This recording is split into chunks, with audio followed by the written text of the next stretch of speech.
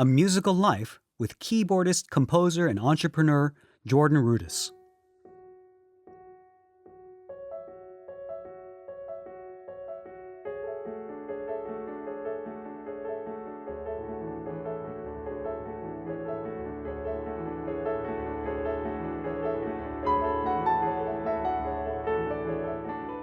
JordanRudess is a member of the progressive rock band Dream Theater and was voted the best keyboardist of all time in a poll by Music Radar.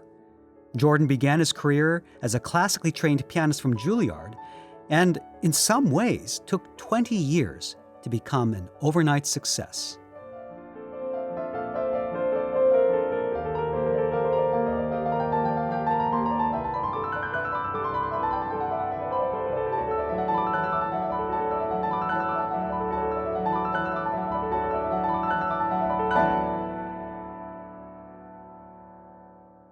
This episode of A Musical Life is brought to you by AirTurn, the makers of the #1 page-turning pedals for tablets and computers and accessories for digital musicians.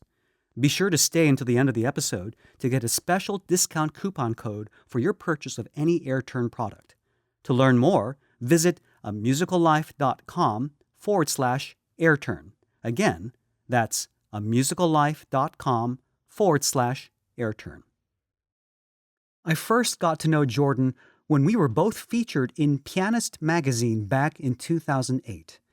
After I co-founded AirTurn, I reached out to Jordan to help promote our wireless page-turning pedal for the iPad, and he graciously invited me to his home to film a terrific promo.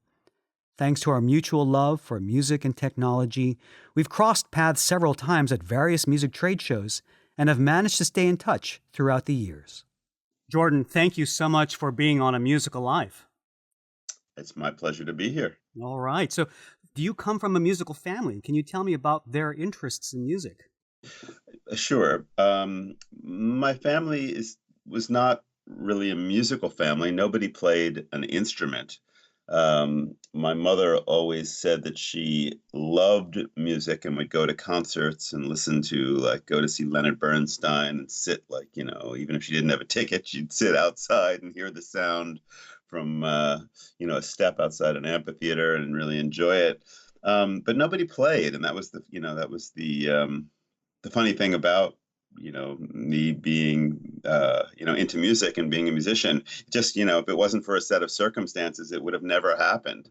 Can you elaborate on those circumstances that got you into music? I know there's a story about your second grade teacher telling your mother about your amazing piano abilities, and the fact was you didn't even have a piano at the time. Right, absolutely. I was going to, second grade, and there was a classroom. There was a piano in the corner, and I was really drawn to it. And the kids would sing these little songs, and I figured out how to play them on the piano. And my teacher called up my mother and said, "Oh, your child is playing the piano so beautifully in the classroom. It's so nice to have him do that." And my mother said, "Well, are you sure you're calling the right family?" Because we didn't have a piano, and she knew nothing about it. And the teacher basically said, "Well, you should get a piano because he really seems to have a natural ability at the piano." So my mother actually, I think it was not even a week later, she found this white baby grand SD piano and had it brought into the house. And she called up one of these local teachers. The guys that actually, in those days, there'd be more teachers that would actually come to your house and teach you. And his name was, I remember his name was Mr. Litow. And he started me out on one of those really simple, I forget the name of them, you might know, the little red books. And I started playing them, but he realized that I had a good ear, and that I was already playing some chords and just doing my own thing. And so he kind of threw out the book. And I stopped really reading music, and he just taught me all of the chords, and we were on to a whole different kind of a program. And then he also stopped charging. So he kind of removed his weekly fee, and it was about a year into that a friend of my mother came over and was hearing me play, and my mom was talking to this person, and they said, "Oh, there's this serious teacher that they knew," and so my mother's friend was recommending that she maybe take me to this other woman. So that's basically what happened. So I was brought to this woman. Her name was Magda Stieg, and she was a Hungarian woman, and her son, uh, whose name is Bruce Stieg, had graduated Juilliard, but he left the classical world very early to become the pianist in Guy Lombardo's band. And Magda, who was this passionate Hungarian, woman who was a pianist herself, was could never get over that. So when she met me, she, had the plan that I was going to she was going to get me ready to go to Juilliard. She was going to train me, and then I was going to stay and be a classical musician.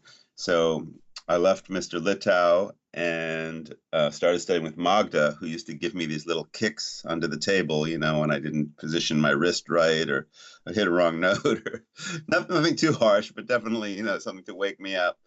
And and as hard as it was studying with her, I really loved her. I thought she was great, and she did prepare me to, for the Juilliard pre-college audition. And as history goes, I went there and I got in. But it was an interesting time with Magda coming from a teacher that only taught me really to improvise because he was just excited about that, about the fact that I could do that. It's amazing. It seems that almost fate had brought Mr. Littau into your life first. If it had been the other way around, things might have been really different. I totally agree. It is an amazing thing that happened because even at Juilliard in the thick of it, I was still very much into improvisation. Although I'd have to escape to the Juilliard practice rooms and kind of sometimes drag my friends in there to have some fun and show them what I was doing. It was not something that at Juilliard that they really embraced. They would smile, like my teacher would smile. It wouldn't come up that much actually, but if it did, my teacher would smile and then kind of smirk, whatever, we'd move on. But actually, I had one teach one of the great things is I had a teacher at Juilliard who was a very creative person. His name was Joseph Lyons, and he was also really excited about my skills outside of just playing classical music, and he would always turn me on to interesting music. He played The Rite of Spring for me, and he played Mahler for me, and he played other Beatles records, and just he took me to see Tommy, the Who's Tommy, when I was 13, which was a total mind-blowing experience for a young Juilliard kid, never seen anything like that. Um, so I had, these little kind of like sparks along the way that really kind of helped. And he also encouraged me to compose and try different things and different kinds of harmonies and rhythms, and that was really helpful. So I'm going to jump ahead to your teen years when you started getting interested in electronic instruments and synthesizers. And in one of your interviews, you mentioned that you started posting pictures of mini Moogs all over your bedroom. First Right. off, for those of folks who are not familiar, what is a mini Moog and why did you find them so fascinating? Well, I started to hear some like progressive rock music. Some of my friends were listening to things like Yes and Genesis and Pink Floyd. And one of the guys that was playing Mini Moog at the time is Rick Wakeman. Now, the Mini Moog is an early Moog synthesizer. It was really the first very commercially popular portable Moog synthesizer. Unlike a big modular synthesizer with all the patch cords, the Mini Moog didn't have any patch cords, but it was a very powerful and flexible instrument. And so, my keyboard heroes at the time played Mini Moogs. So I was really attracted to the sound. It was so interesting to me, the idea of playing a keyboard, playing black and white keys, but triggering this other kind of sound. And I can vividly remember the day that a couple of my high school friends came over to my house with, I think it was a Moog Sonic 6, which was an even earlier Moog synthesizer, literally brought it up to my front door. My mother answered the door and kind of in shock that these kids were like holding this synthesizer, but she let them in, and we walked directly to my bedroom where I put the mini Moog, I mean the Sonic 6 on my bed, and I got some, I don't know, headphones out, and I started to play it.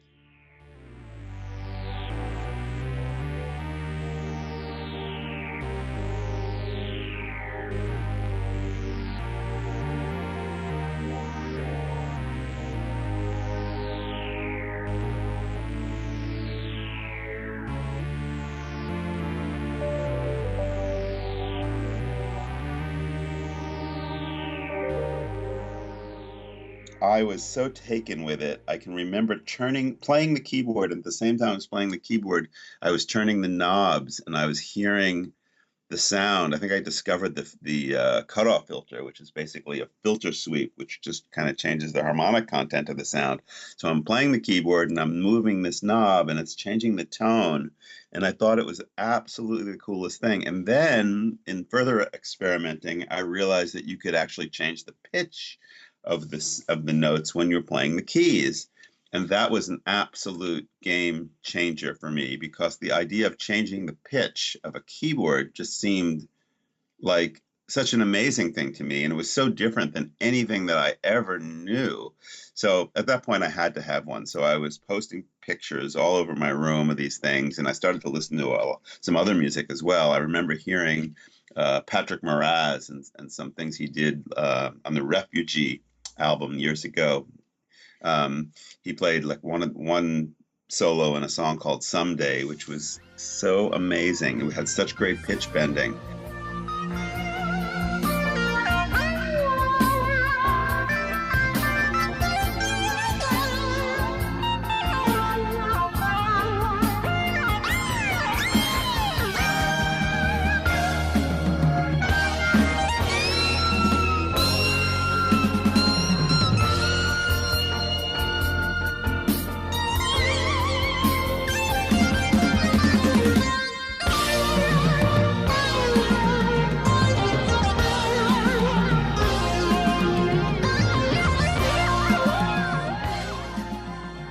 So my father arranged with my uncle that he would give me the funds to get a mini Moog. What I find really interesting is that on the one hand, your parents were, and please correct me if I'm wrong, your parents were counseling you against turning away from classical piano, and yet your father is getting one of your uncles to help get a mini Moog for you just Yeah. about the time that you're getting ready to make a decision as to where you're going to go for college. So I'm wondering if you could kind of describe that. It sounds like your parents were extraordinarily supportive. Your mother got the piano a week after she learned that you were talented, and yet you were going against their advice. How did that affect your relationship with them? Well, it was a complicated period of time because, first of all, I'd been going to Juilliard for a long time, and I had always had all these other musical interests that were kind of being held down.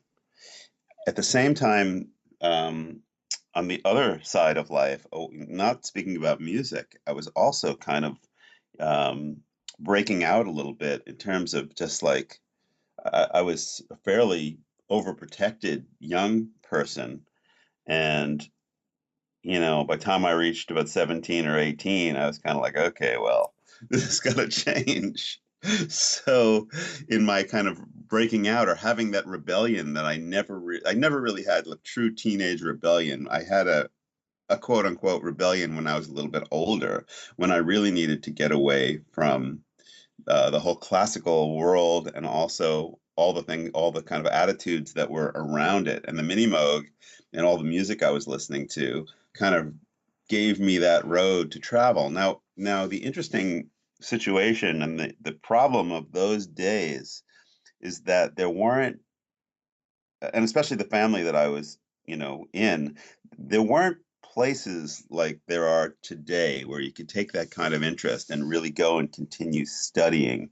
Like for me, if I wanted to play synthesizer if I wanted to study synthesizer, I would have maybe had to continue at Juilliard and go to one of the academic guys who were making bleepity blop sounds on synthesizers, and that's not what I was into. So it didn't really relate to you know, my newfound passion. So there was no really good outlet. So I was kind of like almost left to my own accord to figure it out, which was not good. So there was no, so as much as my mother was really loved the fact that I played this music, and she was very supportive and took me to lessons.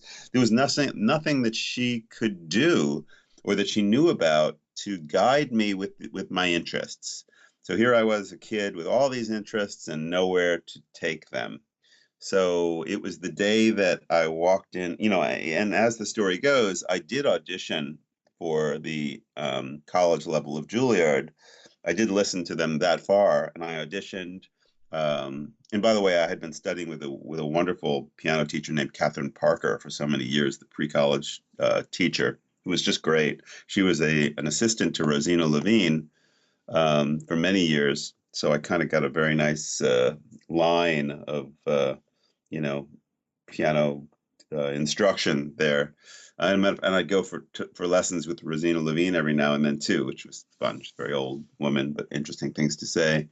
Um, but when I got to the college, I was studying with Adele Marcus, who is a notorious teacher. And it was the day that I walked in after being assigned the Chopin G minor ballade.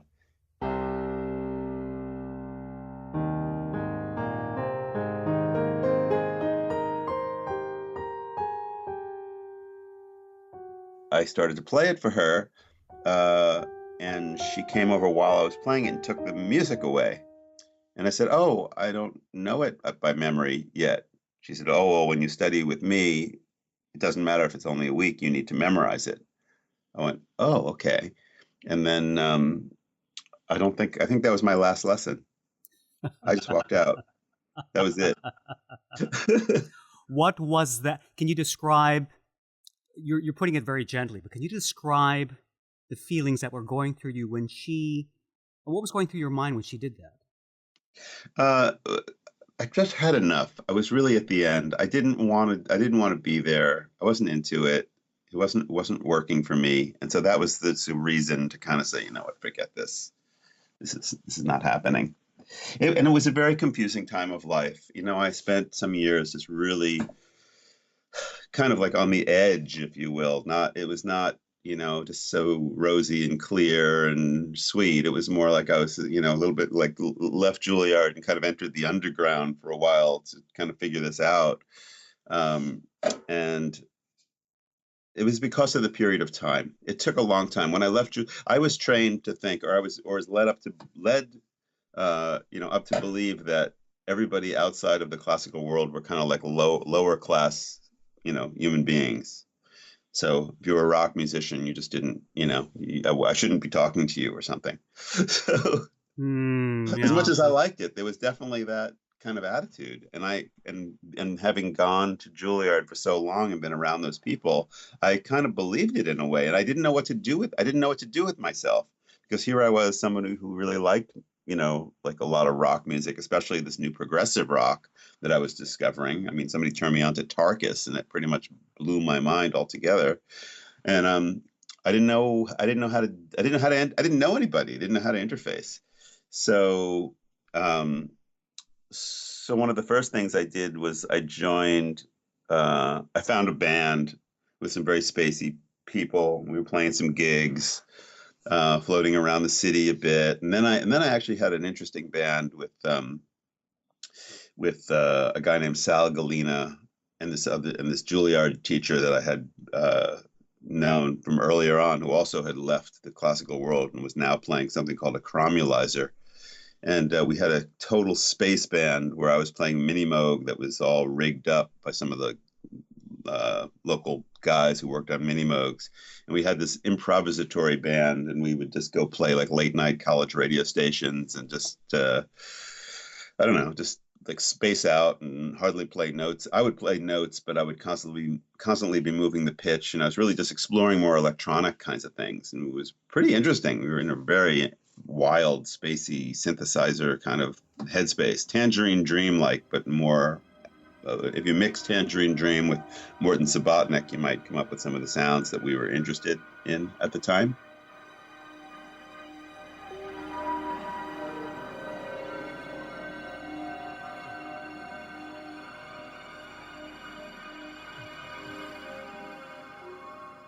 But that kind of lifestyle pattern, although it was interesting to me, wasn't especially clear, and it also wasn't bringing in any money, and so I needed to figure things out. And I made my way to Baltimore because I had met this girl I was interested in. And to make a longer story short, on that account, when I got to Baltimore, I joined a band, and that band was called Apricot Brandy, and they were a really good band, and they played the local club scene. Actually, at that time, they were playing more like the local high school scene. They were the band that all the high schools wanted to play. So we would go play these high schools, and I had this kind of cool job. And one of the guys in the band was a really, really talented guitarist who was also interested in prog. And we would go to these high schools, and we would play like Welcome Back, My Friends, ELP, and then we play some ridiculous original and like all these odd time signatures. And then we play, like whatever pop hits, and rock hits at the time there were. So most of the night would be just playing cover songs and we would throw in these ridiculous things when the kids would stop dancing and look at us like we were from outer space. So yeah, so I made my way, in these spacey years trying to figure it out, doing all kinds of things. I also supported myself for some years just playing piano, like playing in hotels and playing in some bars, and whatever it took to kind of keep floating as a musician. Because I've never done anything else. I mean, I've always been a very one-sided kind of a person.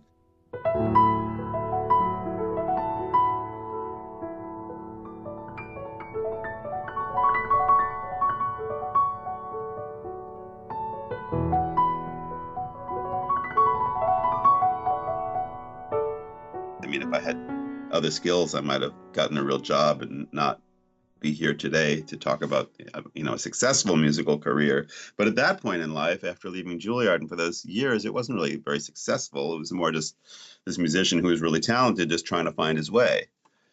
Finally, that led me into New York City, where I was working for a computer company, doing some very interesting music and graphic stuff. But the problem was they were doing it on 8-bit computers. So the graphics and the music, as interesting as the ideas were, they were not very grand.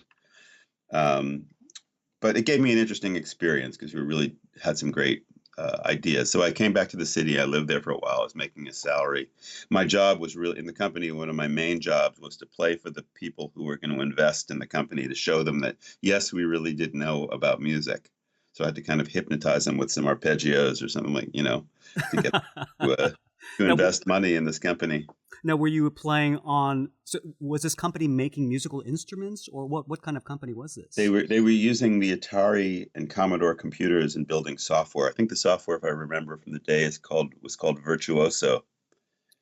I think I've heard of that, and Yeah, it was it's a pretty cool pattern-based idea where you could assign these patterns, and you could take any pattern and assign it to be a rhythmic pattern or a pitch pattern, and invert the pattern or put the pattern in retrograde. It was all very pattern-based, and the user could use a little, I don't remember what they called it at the time. It was like kind of like a trackpad, and manipulate the patterns around. It was great. The only problem was the 8-bit machines didn't have good sounds, or good graphics. So that was a slight problem.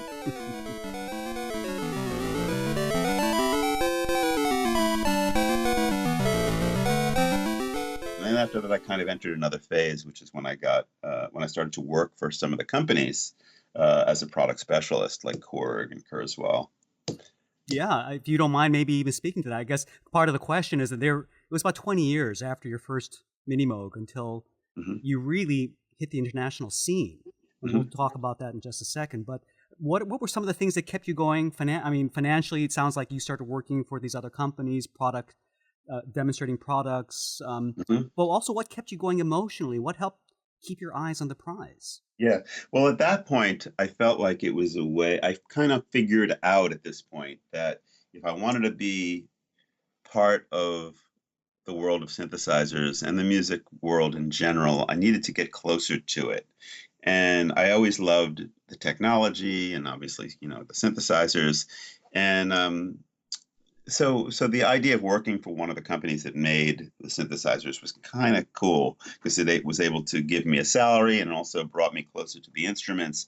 And at the same time, it brought me to places where, a lot of musicians gathered, so I could finally start to meet people, which functioned so well for me because I would go to these shows like NAM shows and things like that, and I would always prepare like a really cool piece. I would write like a demo piece, and I get a chance to play it. In those days, there was even more music. The companies were more into having like, having me play like at the shows and really do kind of like a performance. We did all kinds of cool stuff in the days of the like Korg back then. Like we did one year where it was like three keyboardists as a band, me, Jack Hotop, and this other friend of ours who we call Skippy, and we did this crazy progressive music that we wrote, and people would start to take notice. I get all kinds of people just starting to come up and talk to me. In magazine, people would start to write about me. It was at that period of time that Keyboard Magazine started to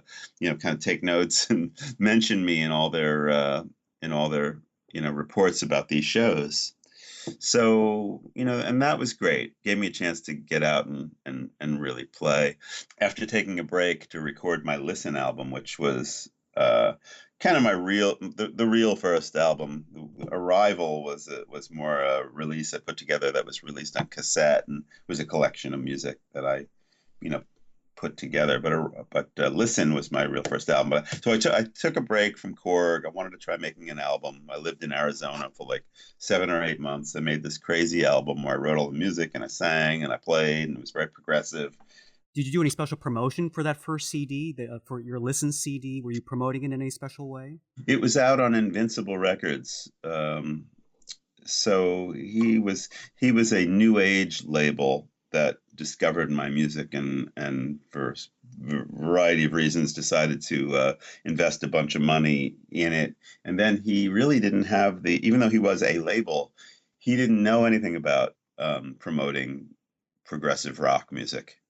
It was totally something that I think his guru had assigned to him, and then, like, because he No, was I'm serious though. I'm not kidding. a literal guru. Okay. Yes, his guru. He was an American. He is an American Sikh. The guy, Very interesting. yeah, he was a very nice guy, and he was interested in my music, and he wanted to take the chance, and he spent the money, and he brought me out there. Had a great studio.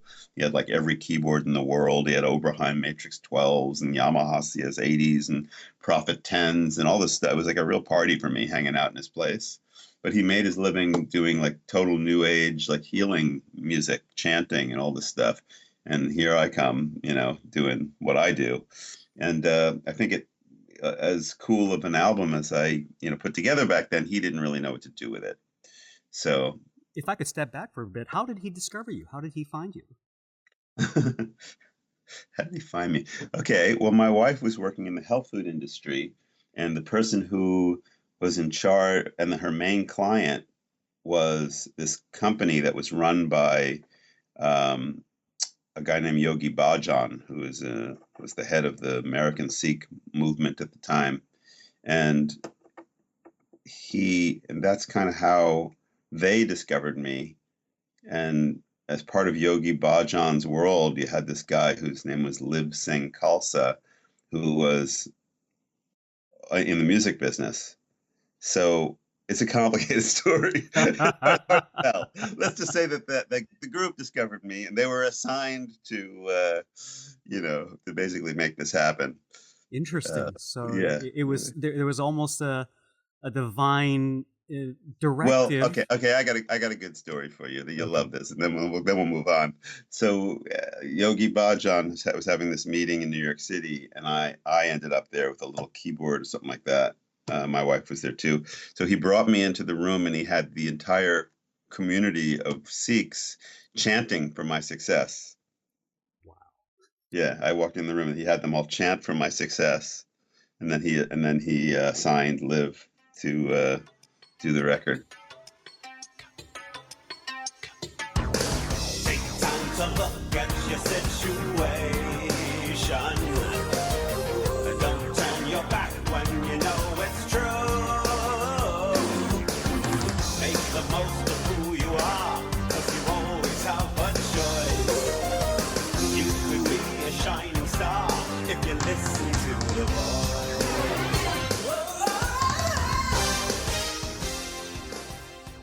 While I was working for Korg, Jan Hammer was trying to reach me, and he was trying to reach me for a while, and finally he did. And I was at the office out in Westbury at the time, and one of the Korg suits came up to me and said, "Oh, Jan Hammer is trying to reach you."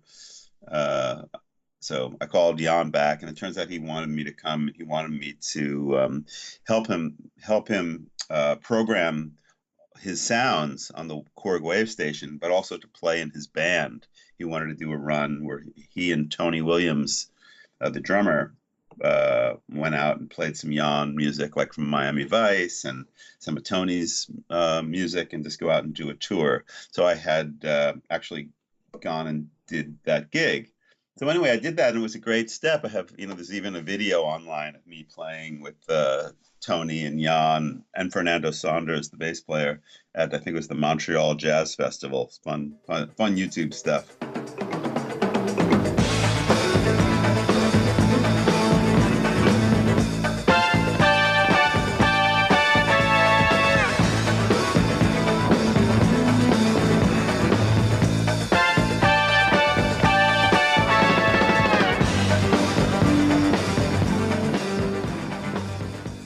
There was this reader's poll in Keyboard Magazine that pretty much shot you to international fame, where you were voted the best new talent. And then as a result of that, you were courted by two bands, the Dixie Dregs and Dream Theater. Well, what happened with Dream Theater, what happened was that they were looking for a keyboard player, and they had heard through Jerry Goodman about, I think Jerry Goodman, who was the violinist, of course, for the Mahavishnu Orchestra and then for the Dregs. Jerry was talking about me quite a lot. And also their former keyboard player, Kevin Moore, knew about me. So my name was spreading in the keyboard world. And so they were really interested in me. And then they also, at the same time, they said, they said among themselves, well, we're all like considered the best of each instrument, and so they said, let's see who's considered the best keyboard player. So I think they opened up the magazine to see, and that guy again. So my name kept coming in front of them, and so they called me to audition for them. And I went down there, and it was a pretty fun audition. I played some of their stuff, and I had them play some of my stuff. I actually tried to teach them this song I wrote called Over the Edge, which was pretty challenging, and they had some fun trying to learn that. And they wanted me to be in the band, but at the time they weren't really as established as they became. And I also had, really little kids, and I needed, an income. So I passed on it. And instead of doing that, I decided I would join the Dregs, because I also got an offer to join the Dixie Dregs at the same point. And it was a very confusing kind of time, but I knew who the Dregs were. To me, they were like these established kind of guys, and it wasn't really a full-time thing. It was something where I could do all the different things I was interested in without having to make that tremendous commitment and still make the kind of money that I needed at that point. So that's what I decided, and I joined the Dregs, which was a really great and fun experience. I can still remember the day that I was in Steve Morse's studio. I had learned this song called Hereafter, beautiful song, and I had transcribed the whole thing, and I had written everything, like every measure was in a different meter, and I figured out all the accents but how it went from 7/4 to 4/4 to 5/8 to all this stuff. And I'm going through it all and counting it, and Rod Morgenstein, who is the drummer, he wasn't in the room, but he heard me kind of practicing it and going through it with Steve, and he came in and said, wait a minute. He said, that whole song is in 4.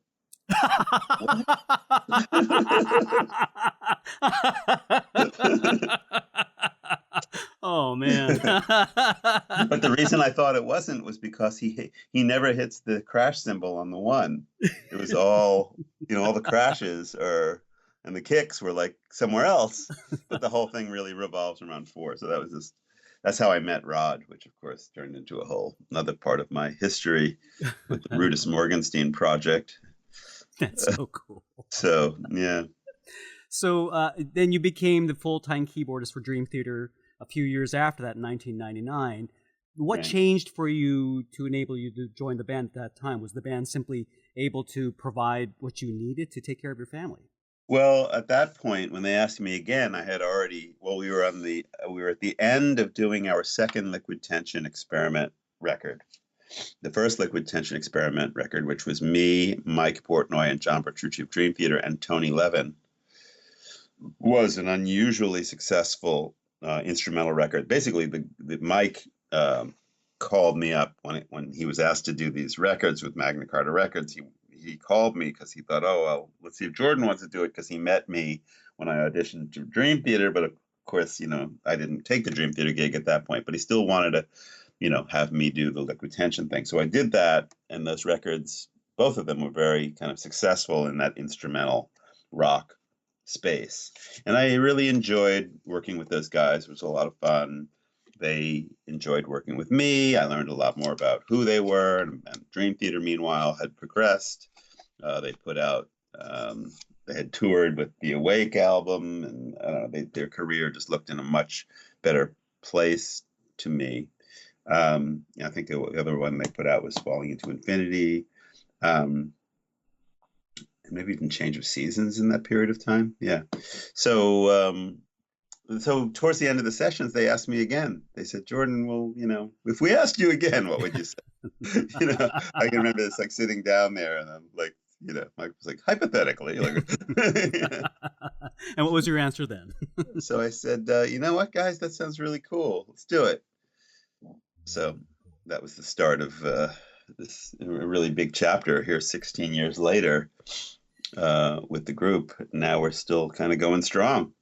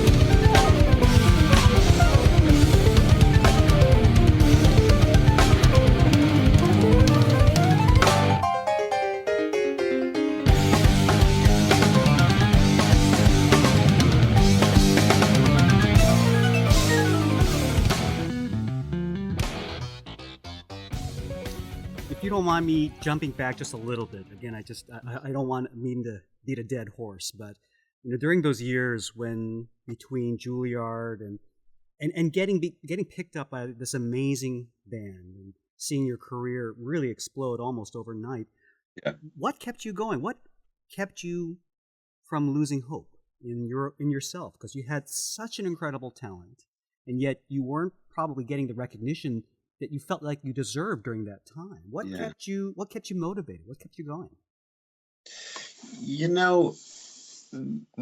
I guess the bottom line is that I'm a person who survives, is kind of survives, or maybe you could even say floating kind of in a different way than most people. I mean, I'm really, I have music on my mind all the time, and I tend to block out a lot of other things in life. And I'm not, I'm pretty good at not filling my mind with a lot of details, and I can kind of allow myself to be musical. Maybe that's why I can sit and improvise. And, for me, that's like putting myself in that headspace is almost like my drug, if you will. It allows me to feel connected and focused, and that kind of connection that I feel like if I'm just sitting at the piano and playing, maybe by myself or maybe for some close friends or even in performing, that connection to me is what it's all about. And that's the way in my life that I uh, can feel, kind of whole. So even if I was playing in a bar, down in, Maryland somewhere and just sitting at the piano, if I could find that space, if I could resonate with my music and feel like that, that meant everything to me. I was just as happy, doing that as if I'm playing in front of, you know, 700,000 people at some crazy rock festival. It's just as much allowing me to be complete. So it's never really been about the money uh, or about the fame. It's always honestly been about this musical passion and the fact that music helps me and helps people just, make a connection. It's like a spiritual connection, with what's around us. So I think that's what has allowed me to pursue it and stay focused. And that's kind of why when you meet people, who ask about having a musical career, you say, well, you have to really, really love it to do it. Because if you don't, it's too hard. It just is. So, yeah, that's my answer. That's my answer. That's an amazing. It sounds like you found the secret of contentment as a musician in your music, and that's an incredible thing to hear. Today you hear so many people, worrying about career, worrying about getting fans, where are they going to get their gigs, getting exposure, publicity, and yet you found yourself centered in your music. Mm. Yeah, I think that's a very lucky thing in my life.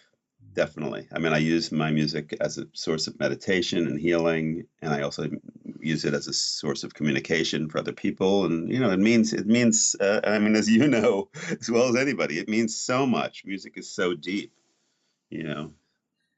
You're enjoying an incredible career right now, touring, recording with Dream Theater, solo projects, and you're also involved with several entrepreneurial enterprises like your online conservatory, Wisdom Music, which is a software company creating tools to work with tablet computers, as well as a games for learning pitch and chord recognition, and recently becoming the director of musical experience for Rolly Labs, which makes this incredible Seaboard keyboard. Now, for a lot of folks, this level of success would go straight to their heads, but I've had the great fortune of meeting you several times in person, and I still remember that lovely visit to your home. You remain one of the kindest, most generous men I've ever met.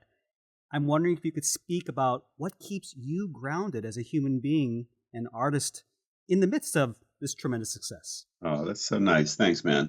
So, yeah, I just love what I do. I mean, this is everything that I do is just because I'm so interested.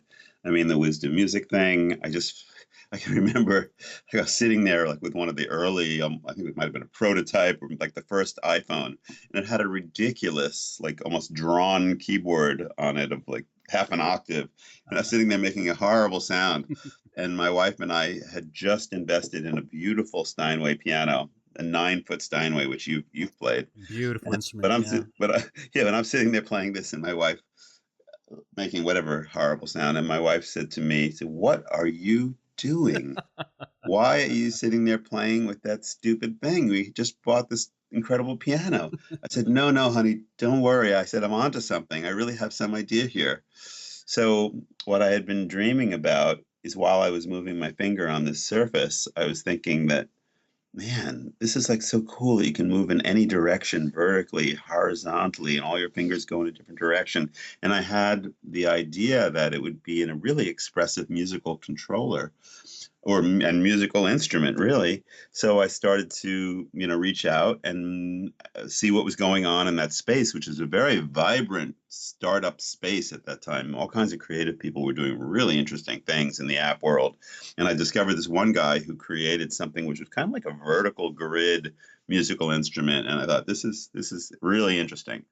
So I reached out to him, and that started Wisdom Music, and we created an app called MorphWiz. So I mean, these are things that just I'm so interested in. This is how I occupy my mind. If I'm not thinking about different ways to like put my finger on some kind of a surface and create expressive music, I'm thinking about like the music itself or, like performance. And none of the things, all the things that I do are just because that's how I like to. Those are the things I like to think about. That's what I'm passionate about. That's how I like to express myself. And what keeps me especially busy is the fact that I'm into all these different styles of music. Like I'm here talking to you from Poland, and we're doing a performance of my explorations for keyboard and orchestra. And that's pretty much a classical piece that I wrote with a lot of rock influences in it. It's mostly like a piano concerto, but it also has some elements where I use synthesizers and even my iOS iPad.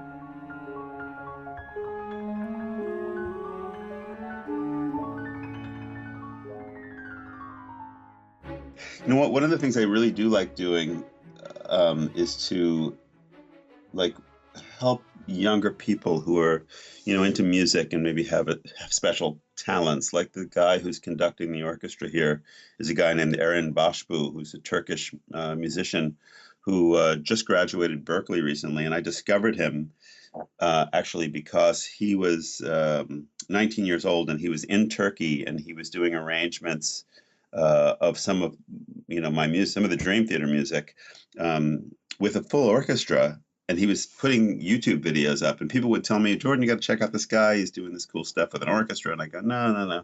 And finally, like the eighth, ninth, 10th person mentioned it to me, and I thought, oh, I better check this out. And I checked it out, and here's this very young, very elegant looking person conducting. And I thought, wow, this is really special, interesting guy. So around the same time, I was commissioned to write an orchestral piece, and I'm thinking, well, maybe this super talented young person wants to help and get involved. So I reached out to him, and him being a huge Dream Theater fan, he jumped on that opportunity. And actually, it's been a pretty cool and long story, but my wife and I ended up helping him to get to the U.S. and study for absolute free complete scholarship at Berkeley. That's incredible. Wow. Yeah, and Danielle actually took him up to the school and met with him. But Aaron actually conducted the Berkeley orchestra and choir in Dream Theater's last DVD that we did at the Boston Opera House, Wow. Breaking the Fourth Wall, and he did a great job. And now he's here as well. But I enjoy that too.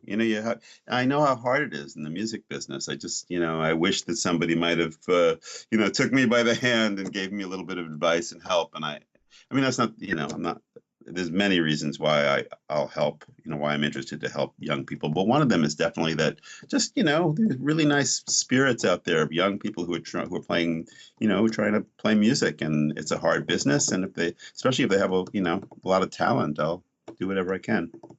Jordan, I can't thank you enough. Your kindness, your generosity, your incredible talent just shine through in everything that you do. And even just the way you are. And I really appreciate you taking the time to talk and share your stories. Well, now after all the nice things you said, I think that just went to my head. There you go. Cool. Okay, I'll come around with a pin to Maybe I pop need it a little bit sometime. of that. It might not be a bad thing. Jordan, you are the man. Congratulations on the performance. I hope you have a lot of fun and your solo recital, right? Yes, it's going to be a busy weekend. Should be really fun. Have a great time, and please safe travels back home, okay? Thanks, my friend. Nice to talk to you. You too. Take care. All right. Take care. Bye-bye. For links to all the music featured in this episode, be sure to visit the show notes at amusicallife.com. You'll also find links to Jordan's website and online conservatory, as well as a link to Wisdom Music, his app company. And be sure to leave a comment or send me your feedback by email at stories@amusicallife.com. I'd love to hear from you. This episode of A Musical Life has been brought to you by AirTurn, the makers of digital accessories for musicians like the PED and Duo page-turning pedals for tablets and computers, and the Go Stand, the world's most portable collapsible mic stand that fits into your backpack. Why deal with the hassle of sheet music binders and books when you can have your entire library in a 1-pound tablet? Once you experience the freedom of having all your sheet music with you everywhere you go, you'll want to take your music to the next level with AirTurn's line of wireless page-turning pedals for reading music completely hands-free. Check out AirTurn's Gig and Go package, which gives you everything you need for performing sheet music on the go. The AirTurn Duo page-turning pedal, Monos mount with side clamp to hold your tablet, and the Go Stand portable mic stand with telescoping boom. Visit amusicallife.com/airturn and use coupon code MUSIC10 when checking out to save 10% off of your purchase. Once again, that's amusicallife.com/airturn and use coupon code MUSIC with number 10, all one word, no spaces. Many thanks to Korg USA for their support of this episode of A Musical Life. Be sure to check out the Korg Kronos keyboard, which Jordan uses extensively at your local music store.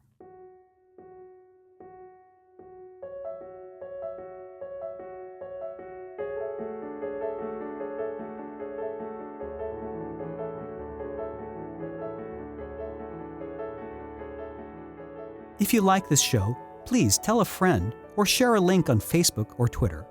Be sure to subscribe to A Musical Life through iTunes or Stitcher or with your favorite podcast playing app, and consider posting a review. I'd really appreciate that. Until next time, I'm Hugh Sung, and I wish you a musical life.